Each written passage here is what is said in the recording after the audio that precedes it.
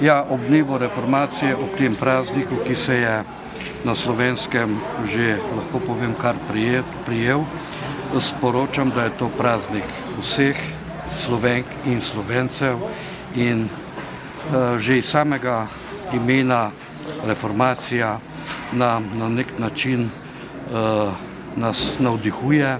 da se zamislimo nad svojim ravnanjem, kajti vsak nenazadnje ima svoje prepričanje, ali je to versko, ali politično, ali kakršen drugi nazor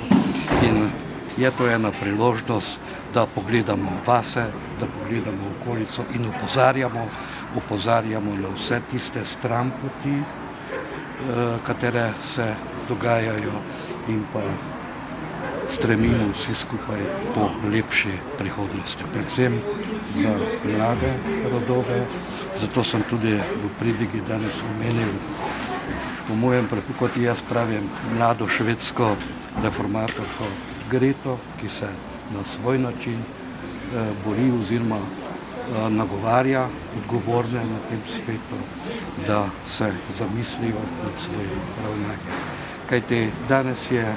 mnogo stvari se da kupiti na trgu,